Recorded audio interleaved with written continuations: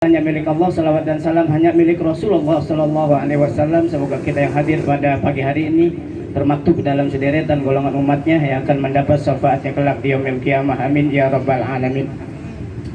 Sudah sama kita maklum, setiap kita yang hadir pada siang hari ini, siapapun orangnya, apapun profesi pekerjaannya, baik ia seorang pejabat maupun seorang rakyat, baik ia seorang konglomerat maupun seorang yang melarat, baik ia seorang yang taat maupun seorang penjahat, pada intinya nih, kita yang hadir pada saat ini pasti mempunyai tujuan.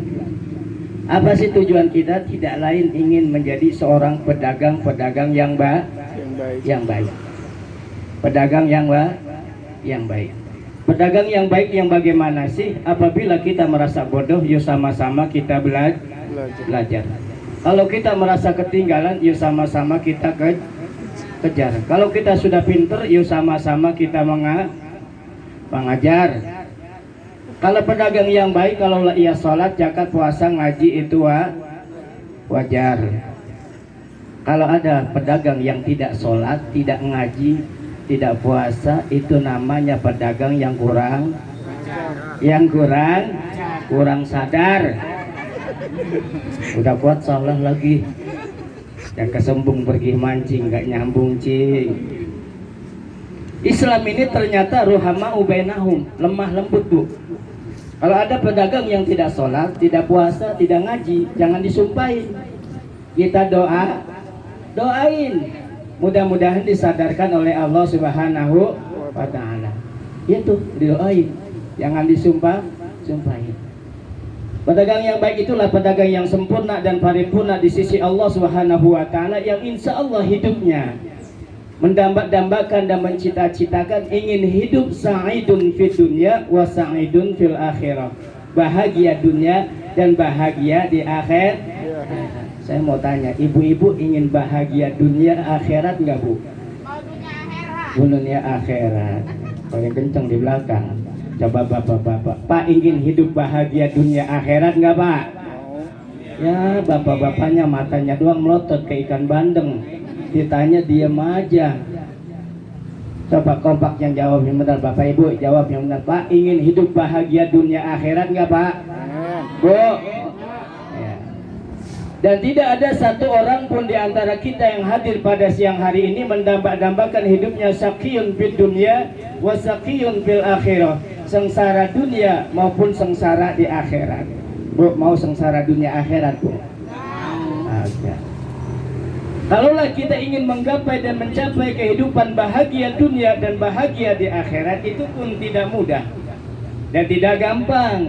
Tidak semudah kita membalikkan telapak tangan dan tidak semudah kita mengucapkan bin salabim abrakadabra langsung menggapai kebahagiaan dunia dan akhirat, tidak. Akan tetapi kita yang hadir pada saat ini harus berusaha dan berupaya, berikhtiar mencari kebahagiaan itu sendiri. Apa sih kunci rahasianya ingin menggapai kebahagiaan dunia dan akhirat? Ibu sudah tahu belum kuncinya bu? Belum tahu. Pak sudah tahu belum pak? Ya Allah, emang pengen tahu? Emang saya belum kasih tahu ya bu ya? Pengen tahu ya bu ya? Pengen tahu. Pengen tahu banget apa tahu aja? Banget. Kalau saya nggak kasih tahu masalah bagi lu gitu? Lah masalah. Terus gua harus bilang wow gitu? Cius me apa? Nih goyang monaroh Bang Ocit datang. Nale lihat rasa raya dagang alay semua. Yang pertama, kunci rahasianya ingin menggapai dunia dan akhirat, kita buka dalam Al-Quran surah As-Saff ayat 10 sampai dengan 11. Ayat 10 sampai dengan 11 terbuka masing-masing. Surah apa? As-Saff. Jadi bukan sop kambing bukan ya. Bukan sop kambing atau sop ayam. Surah As-Saff ayat 10 sampai dengan 11. Jadi gampang ingetinnya tuh. Surah sop kambing, sop kambing, surah As-Saff. Apa kata Allah dalam Al-Quran? Ya ayyuhalladzina amanu hal adulukum ala tijarah tunjikum min azabil alim, gitu. Kata Allah gini, hai pedagang kaki lima, maukah kamu aku tunjukkan satu perniagaan, satu perdagangan, satu amalan yang apabila kamu kerjakan akan menguntungkan kamu baik dunia maupun akhirat, bahkan akan menyelamatkan kamu dari siksa azab yang teramat pedih. Apa itu yang pertama? Tu'minuna billahi wa rasulih. Mantapkan iman kita kepada Allah dan Rasulnya. Emang yang ngasih rezeki siapa, Bu?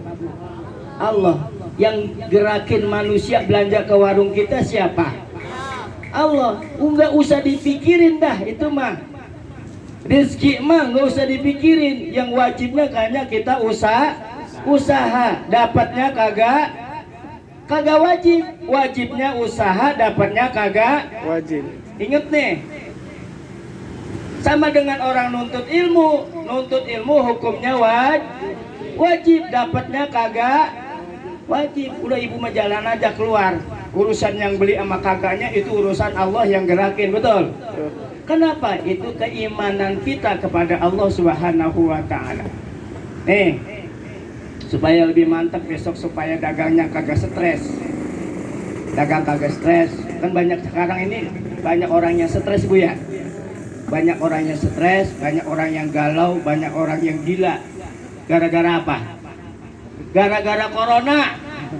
Gara-gara apa? Corona. Ini corona juga betah kayak di Indonesia. Emang gara-gara siapa? Gara-gara siapa ya? Gara-gara doa nenek-nenek. Kok bisa? Iya. Waktu PRT datang ke rumah nenek-nenek ngasih sembako. Ini RT salah ngomong. RT-nya salah ngomong. Kata, "Nek, ini sembako dari siapa? Dari corona." Apa kata nenek-nenek? Mudah-mudahan corona panjang umur. Ini gitu. Tuh doa nenek-nenek, mudah-mudahan panjang umur. Itu bener. Kemarin ulang tahun corona, betul? Tahun itu gara-gara corona. Dagang aja. Jangankan ibu-ibu dagangnya, Bu ya. Itu ustad aja pada apa? Bangkrut Ustad. Undangan saya sampai 32 panggung gatal semua. Digombong batal. Digombong Jawa Tengah batal. Di cabang Bungin sono pinggir laut batal. Gara-gara corona. Padahal nggak boleh ngumpul-ngumpul. Kita suruh jaga 3M. 3M. Apa tuh 3M? Jaga jarak, pakai masker, suruh cuci. Dia 17M. Kita suruh 3M, dia 17. Tuh hati-hati makanya. Apa kata Allah? Dalam situasi kondisi di mana umat Islam sedang dilanda multidimensi krisis. Krisis iman, krisis moral, krisis akhlak, krisis kepercayaan, krisis pemimpin. Maka dalam situasi kondisi semacam ini, mantapkan iman kita kepada Allah Subhanahu wa Ta'ala. Acting dulu bentar, ada yang foto wartawan Tempo. Wartawan Tempo. Tempo jadi Tempo kagak. Tahu itu jadi kagak itu buat fotonya. Iya tuh. Orang dirinya belum bener udah jepret aja. Iya, apa grogi yang moto gitu. Saking gue gantengnya gitu. Awas, jangan ditaruh di dapur buat nakut-nakutin tikus. Bu, iman kita kepada Allah dan Rasulnya. Karena iman itu adalah fondasi dalam tubuh manusia. Kalau iman kita kuat, iman kita hebat, iman kita mantap, Pak, insya Allah kita akan selamat mengarungi samudra kehidupan di alam dunia ini yang penuh dengan berbagai macam ujian, cobaan, rintangan, hambatan. Kira-kira jadi pedagang PKL banyak ujiannya enggak, Bu? Banyak ujiannya. Yang kesel dia udah nawar kagak jadi. Kesel banget itu. Udah nawar kagak jadi. Utang lagi. Alasannya duitnya nggak kebawa. Besok aja ini nggak balik lagi. Ada yang begitu, Bu, ada. Banyak. Betul, Bu. Apa kalau imannya kagak mantap? Akhirnya kita brengsek loh, gitu. Iya kan? Kalau iman kita mantap, oh iya, belum. Rezeki saya belum ada rezeki saya saat ini.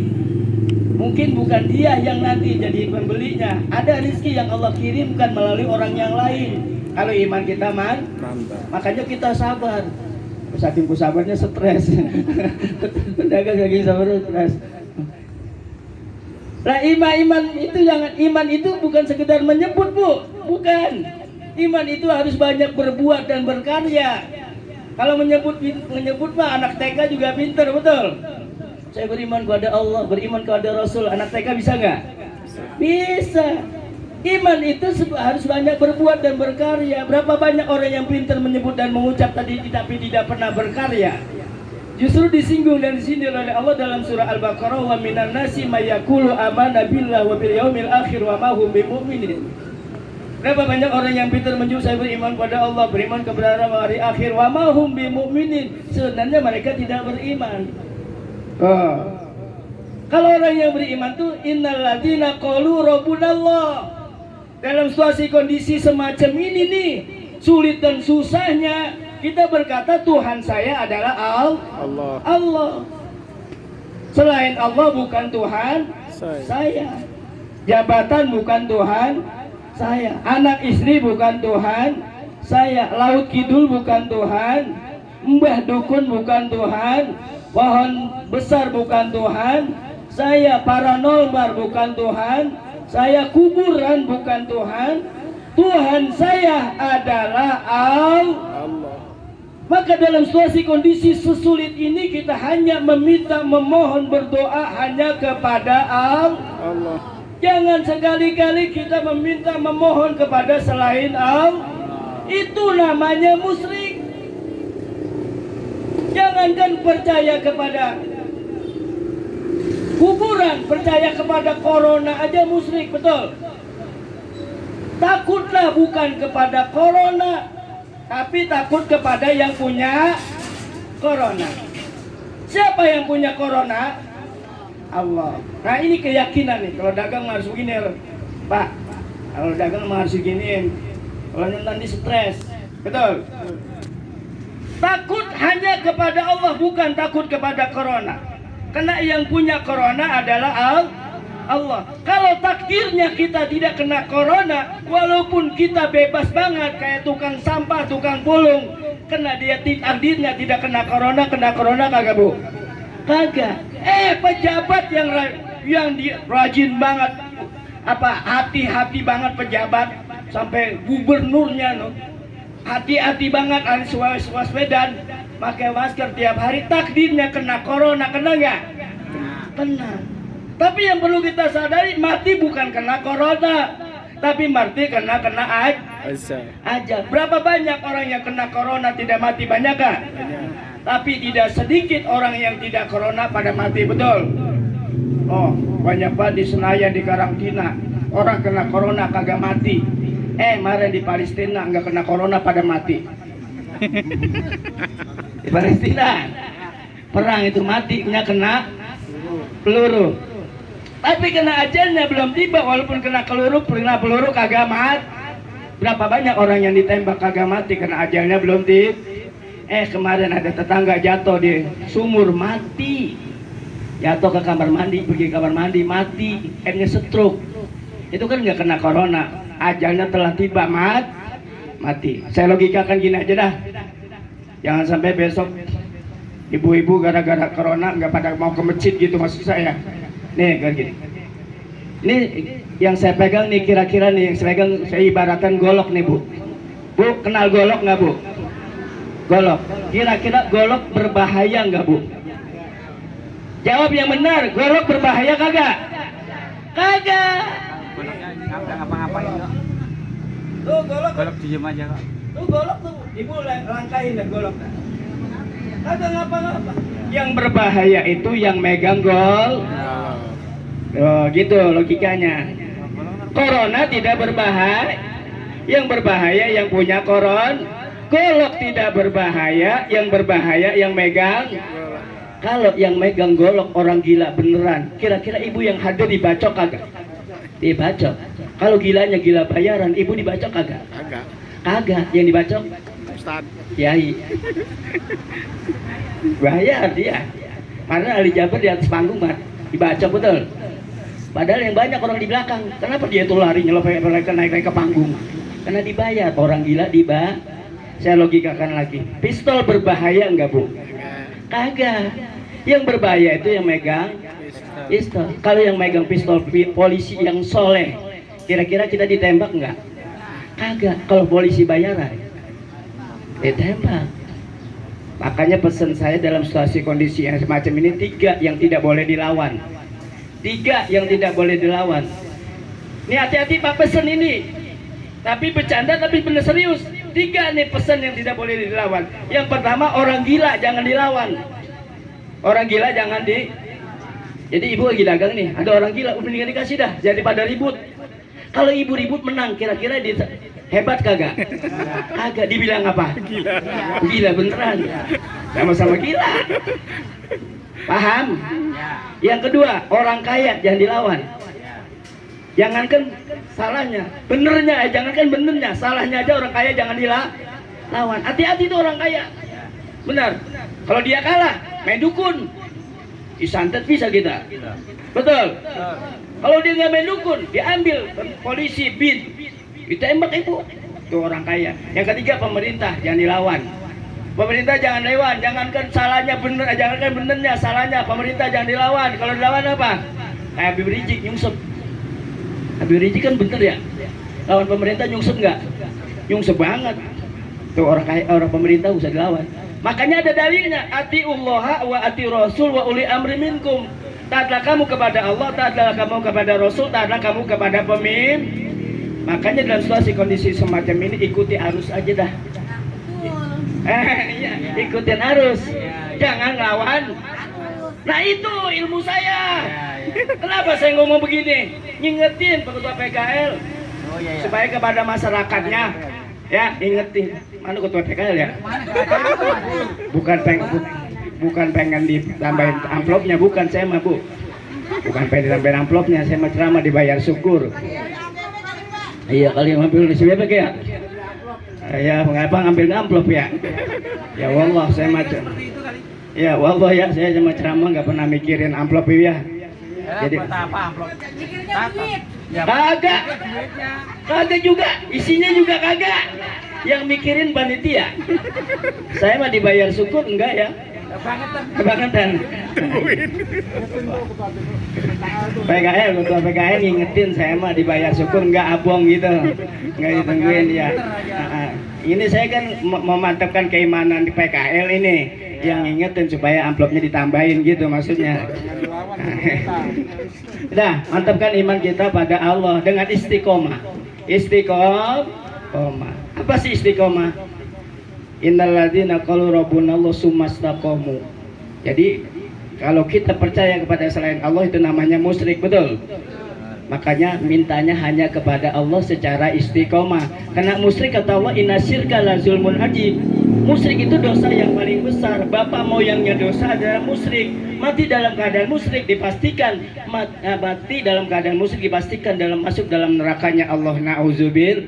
Makanya imannya mantapkan. Kalau iman mantapin sumastaqamu. Apa yang istiqomah? Semua istiqomah mah Bu. Bicara istiqomah mah semua, bukan sholat doang.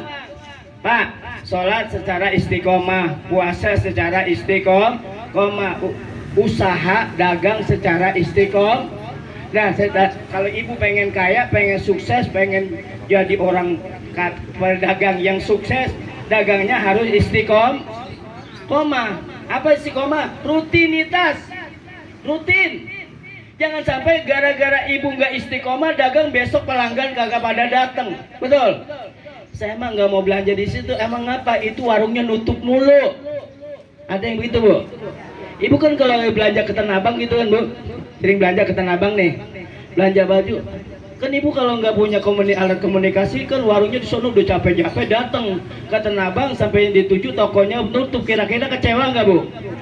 Lah kecewa. Saya sering banget beli soto di pojokan sono no. Soto ayam ceker tuh di pojokan sini. Tuh pojokan pos tanjakan sebelah kiri. Saya niat banget dari rumah nggak makan. Mau berangkat ke Cilengsi, lewatnya PGP, di pojokan situ ada tukang soto ceker. Sampai lewat tutup Bu. Ya Allah kecewa banget. Kecewa kagak? Lah kecewa, kan tukang soto yang lain banyak. Iya. Emang saya senangnya sama itu. Sama tukang soto situ senangnya enak makannya. Maka saya dicari di situ walaupun dari Binjai jauh. Tahu Bu Binjai? Binjai tahu? Bintara Jaya. Binjai itu Bintara Jaya, Bekasi Barat. 2 kali nyebrang Kalimalang sama tol Jati Bening. Lumayan jauh. Naik motor sama asisten saya Ustaz Nana.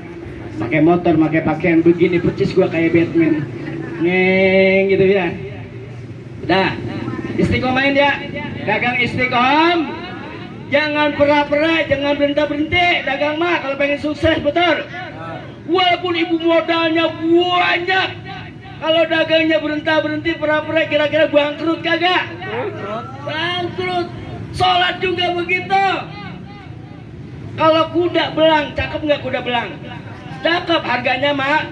Kalau orang sholat, orang dagang belang-belang jelek apa bagus? Jelek. Jelek.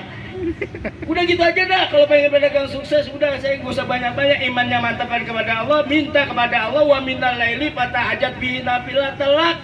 Udah bangun di keningan malam. Di saat orang pada tidur, di orang saat pada ngorok, orang pada ngimpi, ibu bangun sepertiga malam. Ya Allah, usaha saya lancarin, rezeki yang banyak, yang halal, yang berkah. Gitu aja. Bangun di kenangan malam, sering pada bangun gak sih? Ngumpul, Ngapain? Ngumpul doang. Ngencing. Ngencing ibu pak. Bangun. Pagi sebelum berangkat nih, duha dulu.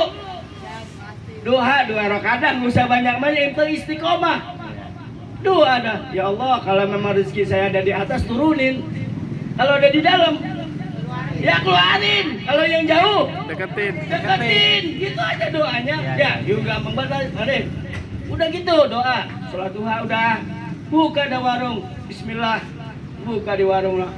Udah duduk aja, udah duduk. Urusan rezekinya Allah yang atur. Duduk aja duduk. Saya yakin dan percaya nggak ada orang di dunia ini kelaparan, betul. Yang penting wa may yattaqillaha yaj'alahu makhraja wa yarzuquhu min haitsu la yahtasib. Gitu aja.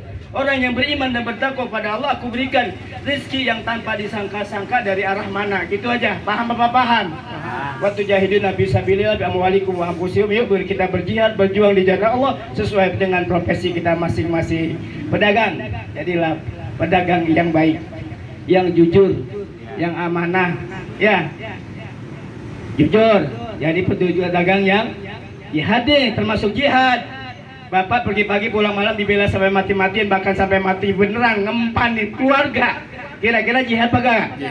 Jihad. Andaikan mati kita sedang dagang, pasti masuk surga. Sedang jihad, namun jihad di medan perang doang, betul?